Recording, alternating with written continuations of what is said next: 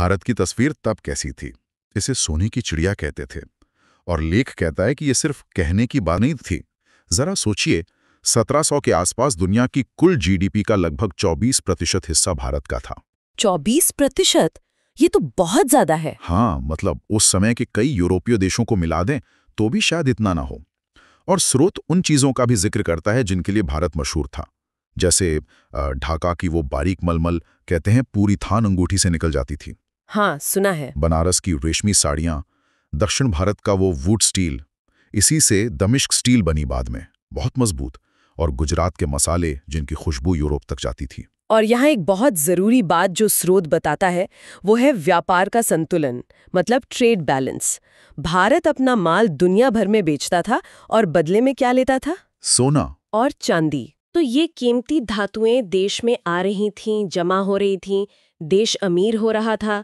स्रोत के मुताबिक ये एक आत्मनिर्भर और बढ़िया चलती अर्थव्यवस्था का साफ संकेत था। लेकिन फिर कहानी बदल गई। स्रोत बताता है कि 1600 में ईस्ट इंडिया कंपनी आई, व्यापारी बनकर। हाँ, शुरुआत तो व्यापार से ही हुई थी, लेकिन धीरे धीरे उनकी नीयत बदली और 1757 का प्लासी का युद्ध, वो एक बड़ा मोड़ था। रॉबर्ट क्लाइव ने बंगाल के नवाब सिराजुद्दौला को हरा दिया। बिल्कुल। और इस जीत का मतलब सिर्फ एक लड़ाई जीतना नहीं था।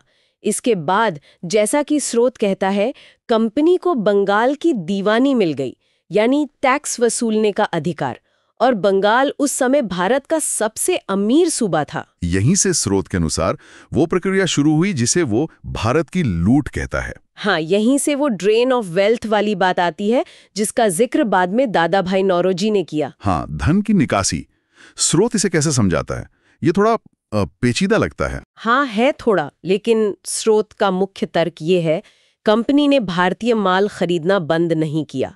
कपड़े, मसाले वगैरह खरीदते रहे, लेकिन अब वो इसका पैसा ब्रिटेन से नहीं लाए, सोने चांदी से नहीं देते थे। तो फिर वो भारतीयों से ही वसूले गए टैक्स, उसी पैसे का इस्तेमाल भारतीय माल खरीदने में करने लगे। अच्छा, मतलब भारत का ही पैसा इस्तेमाल करके भारत का ही माल खरीदा और बाहर बेच दिया। हाँ, स्रोत का तर्क यही है।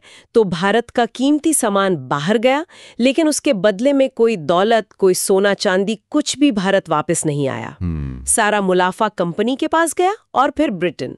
स्रोत याद दिलाता है कि दादा भाई नौरोजी ने अपनी किताब poverty and un British rule in India में इसी तंत्र की बात की थी।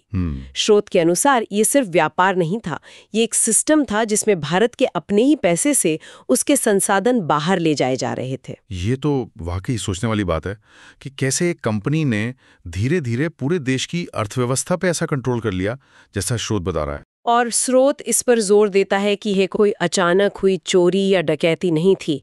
ये एक सोची समझी, स्टेप बाय स्टेप लागू की गई आर्थिक नीति थी। स्रोत के मुताबिक इस धन की निकासी को पक्का करने और बढ़ाने के लिए कई तरीके अपनाए गए। जैसे कि पहला, भारत को कच्चे माल का सप्लायर बना दिया। कॉटन, जूट, नील, अफीम, लोहा, ये सब भारी मात्रा में भारत से बाहर भेजा जाने लगा, अक्सर किसानों को मजबूर करके या बहुत कम दाम पर। दूसरा, इसका उल्टा भी हुआ। ब्रिटेन में जो नई फैक्ट्रियां लगी थीं औद्योगिक क्रांति से, वहां बना माल, खासकर कपड़ा, भारत के बाजारों में बेचा गया, ऊंचे दामों पर और खास रियायतों के साथ। मतलब कच्चा माल सस्ते में बाहर गया और महंगा तैयार माल वापस भारत में बिका। स्रोत का तर्क बिल्कुल यही है। तीसरा, भारतीय उद्योगों को कथित तौर पर जानबूझकर बर्बाद किया गया।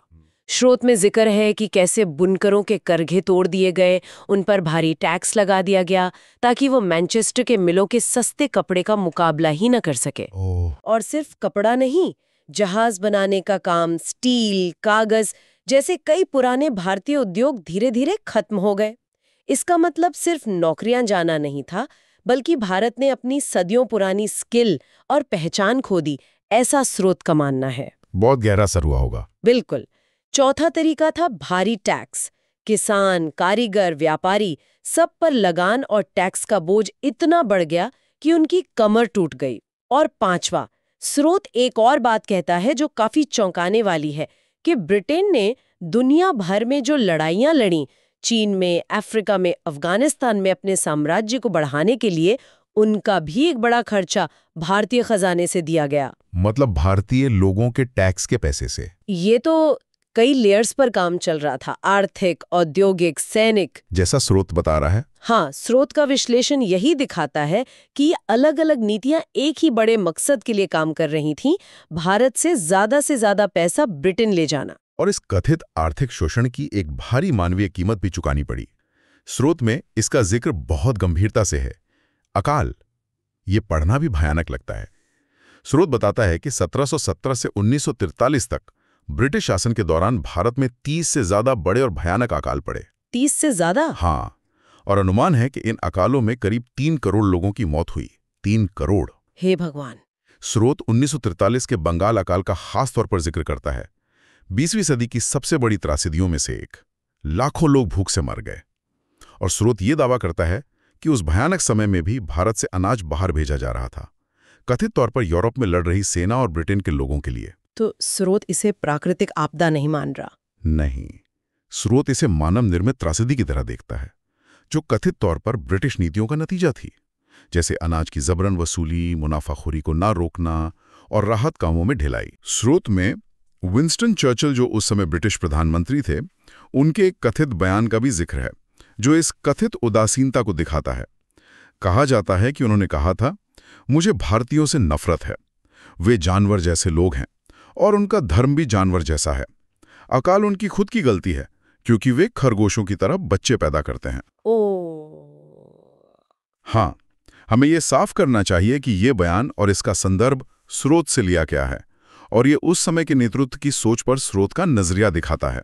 वाकई ये बातें तो झकझोर देती है और दिखाती है कि आर्थिक नीतियों का इंसानों पर कितना गहरा और दुखद असर हो सकता है।